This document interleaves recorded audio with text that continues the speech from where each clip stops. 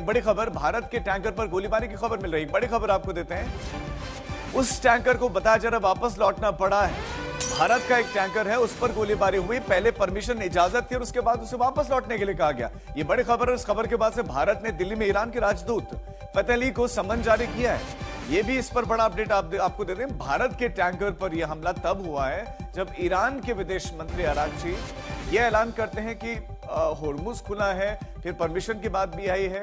Iran ने cease fire तक होर्मुज को खोल दिया, यह ऐलान था। और उसके बाद ये एकाएक स्थिति फिर बदलती हुई स्ट्रेट ऑफ होर्मुज में दिखाई दी है। हालांकि इस फायरिंग में भारत के टैंकर्स में मौजूद क्रू को किसी तरह की कोई दिक्कत नहीं हुई है। वो पूरी तरह से सुरक्षित हैं। दूसरे क्रू मेंबर्स भी पूरी तरह से सही सलामत हैं। लेकिन इस घटना ने एक बार फिर से चिंता बढ़ा दी है।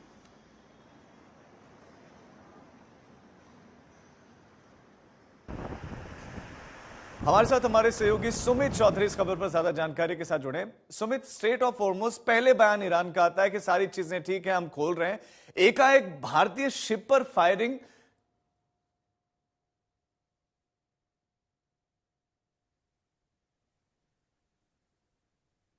सुमित, अगर मेरी आवाज मिल रही है तो इस समय क्या सिचुएशन है स्ट्रेट ऑफ होर्मुज में? एक तरफ खुला रखने के बाद दूसरी तरफ ये फायरिंग, क्या मतलब है इसका?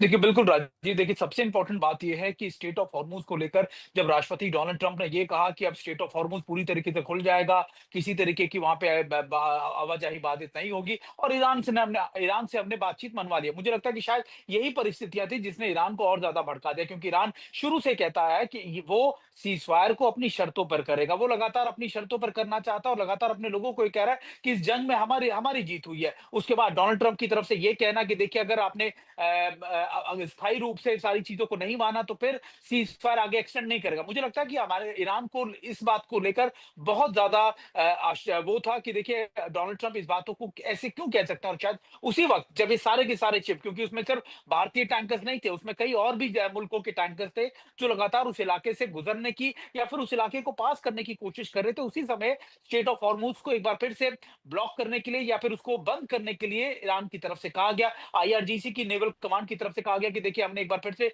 जो स्टेट ऑफ हॉर्मुज को बंद कर दिया और शायद उसी वजह से जी सुमित। शायद एक तरीके का अलर्ट फायरिंग की जाती है या फिर आप कह सकते हैं कि वार्निंग शॉट्स दिए जाते हैं।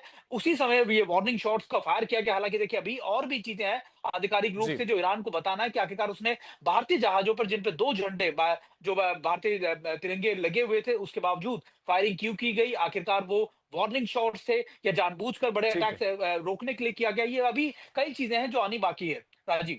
ठीक है सुमित, बहुत शुक्रिया आपका। हमारे साथ गीता मोहन भी हमारी सहयोगी जुड़ गई हैं। गीता, ईरान के राजदूत को तलब किया गया है, भारत ने उनके सामने क्या क्या आपत्तियां रखी हैं? जी, जो वार्निंग शॉट्स थे वही बहुत ही ज्यादा शॉकिंग था भारतीय सरकार के लिए। क्योंकि स्ट्रेट ऑफ हॉर्मुज को का जो अनाउंसमेंट था कि वो खुल गया है, उसके बावजूद ये वार्निंग शॉट्स फायर किए गए। इसीलिए ईरानियन राजदूत को बुलाया गया और निंदा जताते हुए कहा कि भारतीय जहाजों की सेफ्टी अब ईरानी सरकार की भी है। ये भी पूछा गया कि जो सिचुएशन है वो ऐसा पैदा क्यों हुआ जहां पर इन जहाजों पर वार्निंग शॉट्स फायर करने की जरूरत पड़ी। अभी ईरानियन साइड से हमारे पास कोई पुख्ता खबर नहीं है कि ये जो शॉट्स है ये क्यों फायर किए गए। लेकिन अगर आप जी देखें गीता। जिस तरीके से ईरान और अमेरिका के बीच जो डिफरेंसेस है वो फिर से बढ़ते नजर आ रहे हैं, उसको देख के लगता है कि और एक शायद ग्लोबली, ये कहीं तो ना पूरे कहीं विश्व भर के लिए चिंता का विषय है। गीता, बहुत शुक्रिया आपका इस तमाम जानकारी के